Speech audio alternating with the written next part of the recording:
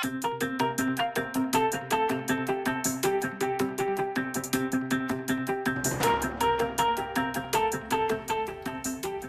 welcome to the briefing room. I'm Devin Dwyer in Washington. Thanks for joining us today. Joined by Jordan Phelps, our White House reporter. A lot of news to get to on this very frigid Wednesday. It is cold. It's cold out there. It's cold in the nation's capital, but the wheels are turning up on Capitol Hill for those negotiations to avoid another government shutdown. The clock is ticking. I think just about a dozen days or so. The lawmakers have to work out some sort of deal, then get it to President Trump. Our John Parkinson is up on Capitol Hill tracking the developments today. John, bring us inside today's first big meeting. This is the first time that a bipartisan group of lawmakers is going to go into a room, close the door, and hopefully come out with some sort of a plan on border security.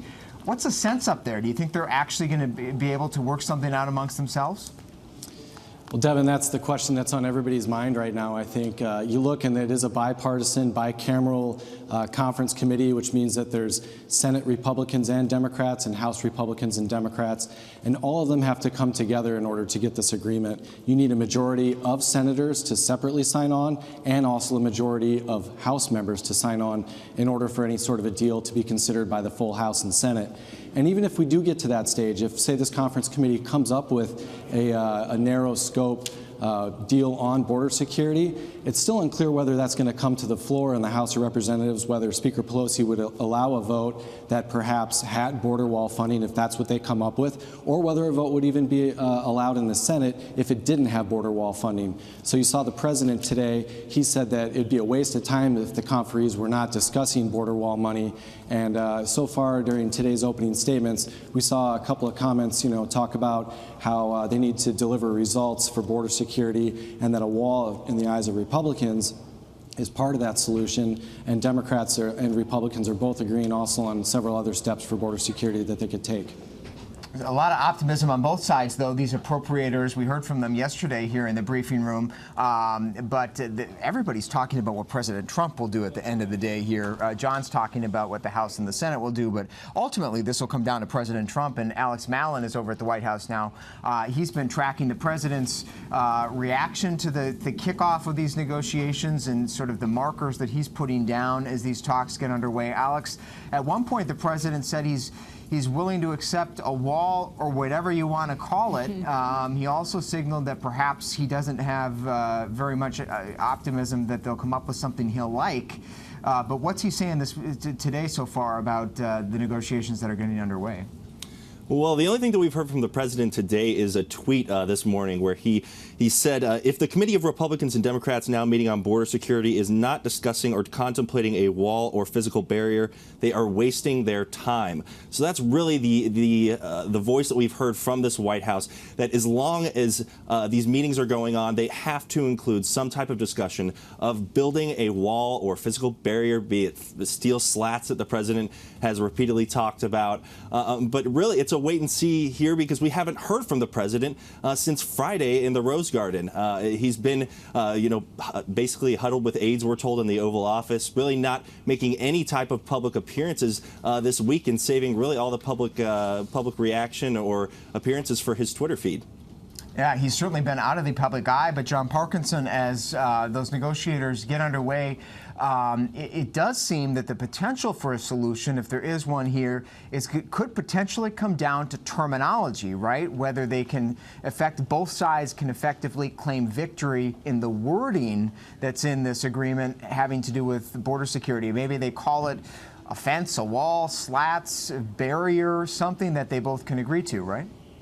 Yeah, we saw a minority leader here in the House, Kevin McCarthy, yesterday. He was asked, does the conference report need to include the word wall? And he kind of laughed. He said, no, you could call it a barrier if that's what you want. But Republicans are making clear that they want some sort of money for a physical barrier, a physical fence, a physical wall, something to impede immigrants from coming across the southern border there.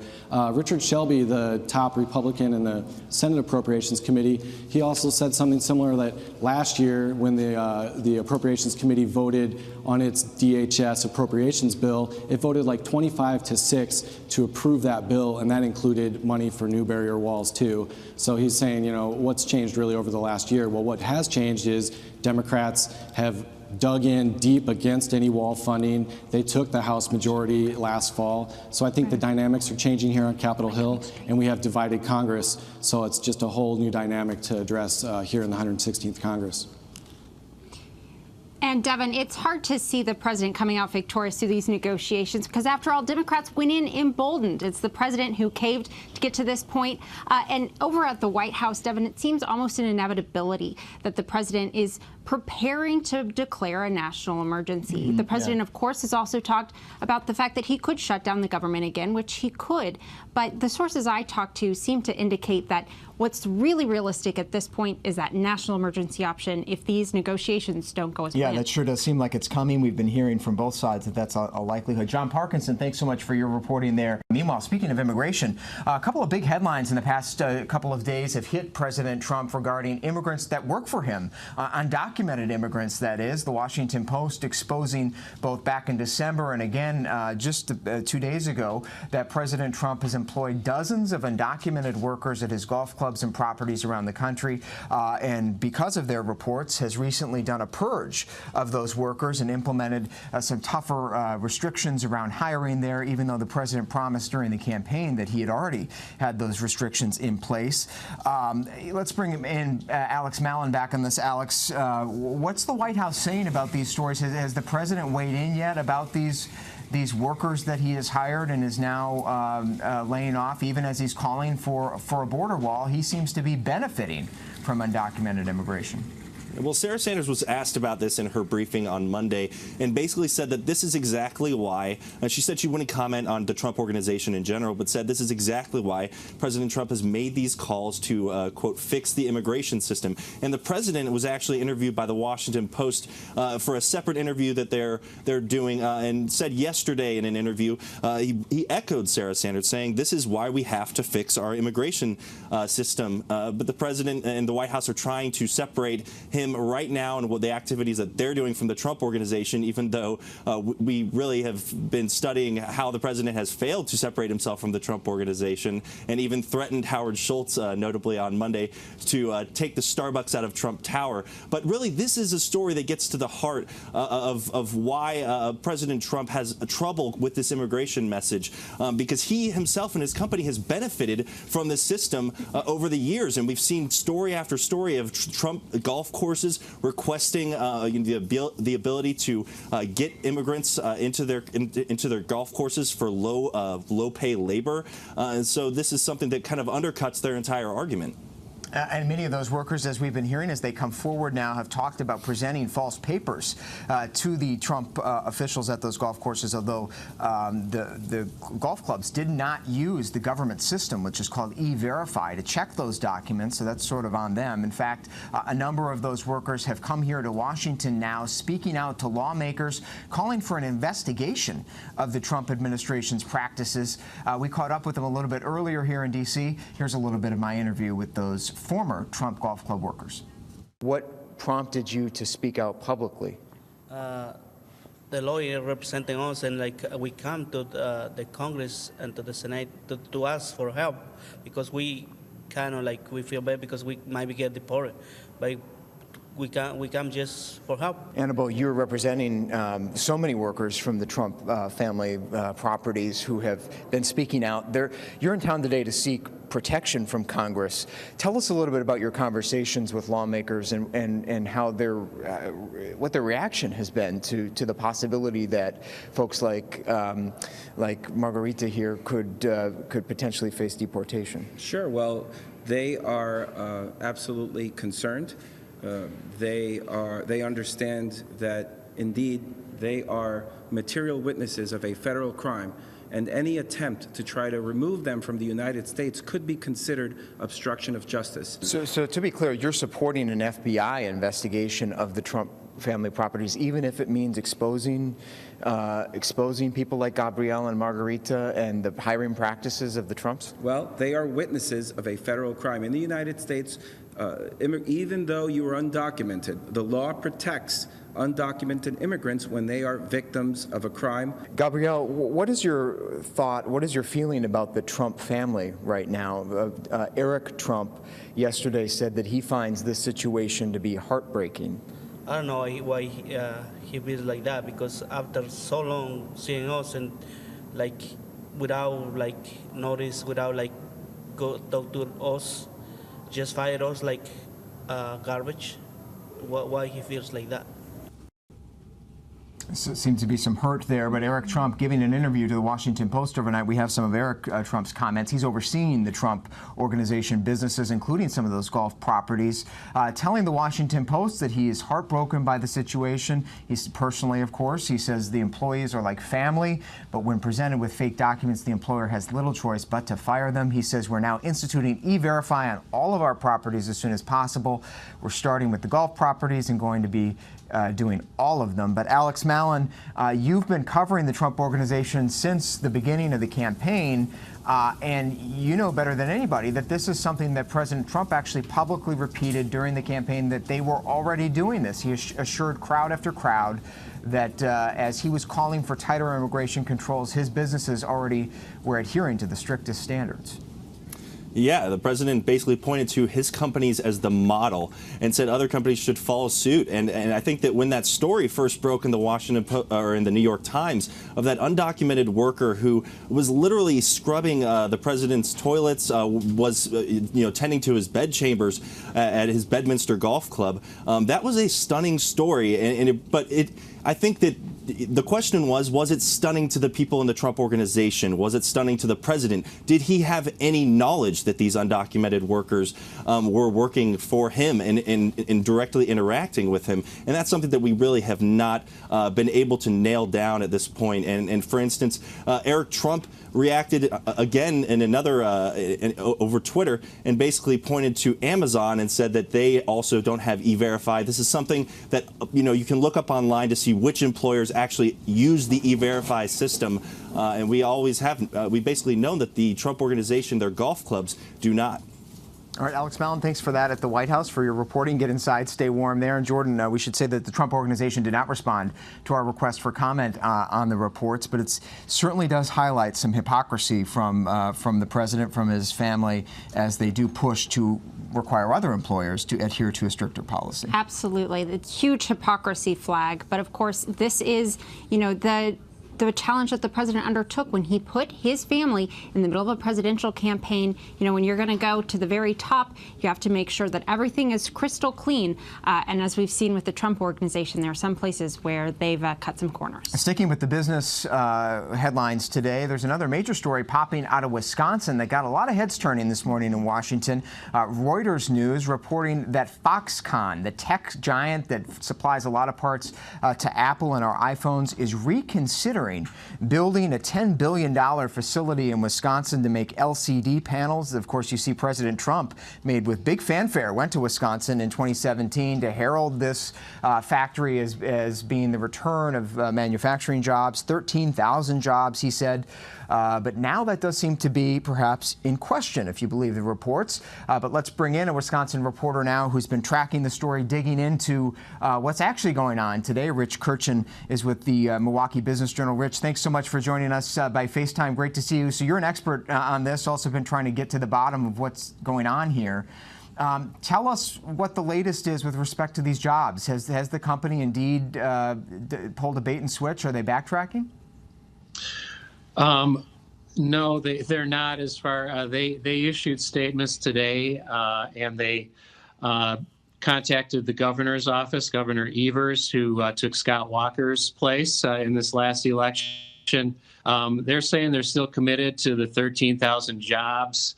What has changed is the nature of the jobs, and that's something they've been signaling since last summer. So a lot of what was in the Reuters story was already out there locally, again, going back probably 6 months, about the fact that the jobs we had, what the company was saying initially was that these were going to be more assembly, manufacturing type jobs. And it's really shifted to the majority of the jobs will be engineering, but they're still saying 13,000 jobs.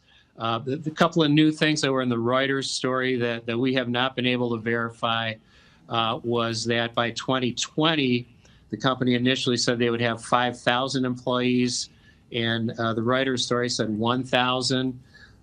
The other thing is The company already has said they're not going to be doing the large format, large TV screens here. They've been saying they're still going to do small screens. The Reuters story says they're not going to be doing even the small TV screens here.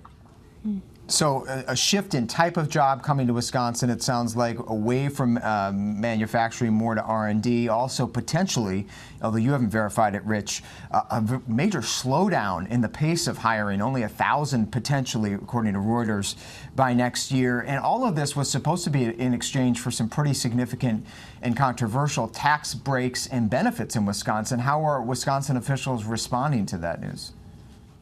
Well, the company gets upwards of $3 billion in tax breaks if they create 10,000 jobs plus, and then also spend about $10 billion on building their campus here in southeast Wisconsin.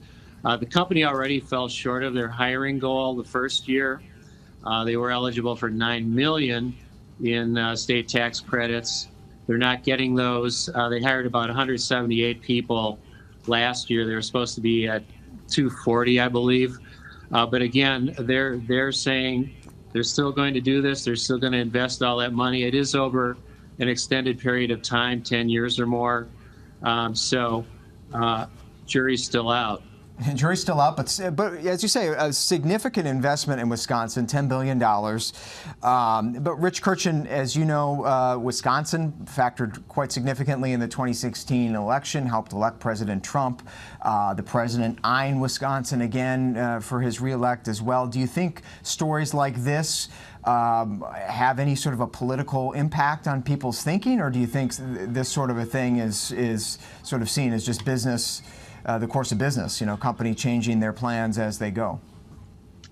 Well, the Foxconn subsidies were an issue in the gubernatorial race, and Governor Walker, who was working, was leading that effort to bring Foxconn in and give them the money. He lost by a slim margin to Democrat Tony Evers. So it wasn't the top issue, but it was an issue.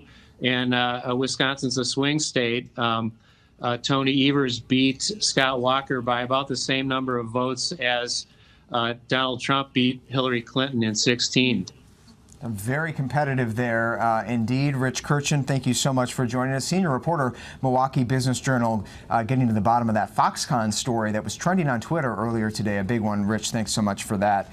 And Jordan, you know better than anybody covering the White House that the White House is closely following these business stories, that they have put a lot of capital in. The Carrier story out of Indiana, the plant that the president saved, U.S. steel factories that the president was saving, now Foxconn. Do you get the sense that they get nervous by seeing some of the rollbacks or supposed rollbacks? Devin, if they're nervous, they're not talking about it, and that's how you kind of know if the Trump administration might be nervous about something, because they go radio silent. And in this case, in Foxconn, it's hard to overstate just how much the president has played up this particular company. He's made multiple trips to Wisconsin. I was actually with him for that groundbreaking ceremony.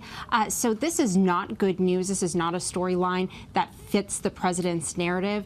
So we'll see what response they have. But Devin, the president has talked up Foxconn just so much. So certainly not welcome news. We'll see if he dials that back. Thanks for that, Jordan. Meanwhile, the president has his eyes on a major foreign story that we've been talking about here in the briefing room down in Venezuela. Of course, those major developments as opposition party continues to turn to the streets with hundreds of thousands of everyday Venezuelans protesting for the ouster of Nicolas Maduro, the president there. They're demanding free elections. They were out in force again today, another walkout. This on the heels of a phone call between President Trump and the opposition leader Juan Guaido, the 35-year-old National Assembly president. Significant now that he has spoken to President Trump for the first time, and our Corey Waddell is down there in Caracas, Venezuela. He was at the protest today. Corey, so I'm sorry, Cody, tell me the latest from those protests. How was the scene like today there?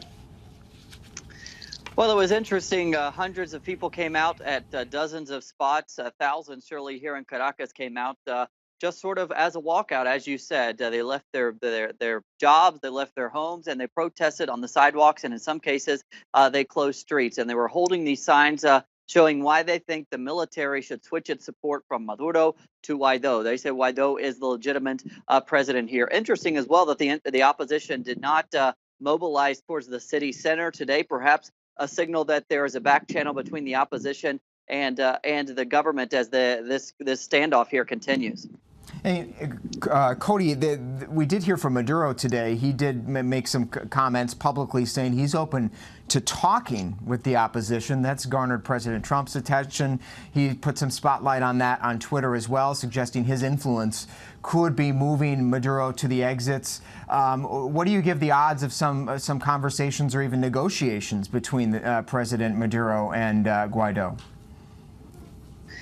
Well, Guaido and the opposition has been clear that the only thing they are willing to negotiate would be the exit of Nicolás Maduro. We've seen Nicolás Maduro in past confrontations when things get tense here. He will use that chip of negotiations to de-escalate the situation, and we've seen that situation happen several times already. So I think the opposition is only willing to negotiate if it's for the ouster of Maduro. And Cody, before we let you go, I'm just curious about the impact that the involvement of the United States is or is not having there on the ground with people in the streets, as we're seeing some pictures of Guaido protesting today with some of those folks. When you are out talking to people, as you're out looking at the signage, is there a sense on the ground there among the opposition protesters that Donald Trump is with them, that the United States is with them? Is that something that's talked about there? Absolutely. Here in the opposition circles, at least, they were disappointed by the Obama administration. They want harsh sanctions on Maduro. They want harsh moves against Maduro, and they're very pleased, at least the opposition folks, with Donald Trump's harsh sanctions and harsh moves against Maduro. Although polls do show here that a slight majority of Venezuelans would oppose any type of military intervention in the country. And of course, we know that Trump has said on multiple occasions that all options are on the table here. They have been saying that. We have an eye on the developments over at the Pentagon as well. Cody Weddle, thank you so much for your reporting. It's been terrific having you this week in the briefing room. Thanks so much. And Jordan, what's interesting is that the Twitter effect here is quite significant in this story because of the communications lockdown in Caracas and some of the other cities in Venezuela. Most of the opposition people are able to track statements from President Trump and others on Twitter only. And so they are actually listening to what's being tweeted. Yeah, it's having that global democratization effect, if you will. Like we saw in the Middle East just a few years ago. In fact, you can follow us on Twitter as well, at Jordan Phelps, at Devin Dwyer. Hope you can track all of our reporting. Download the app as well, ABC News app. A good way to follow all the stories we've talked about today. We'll be right back here tomorrow, 3:30 Eastern Time in the briefing room. Thanks for watching. We'll see you then.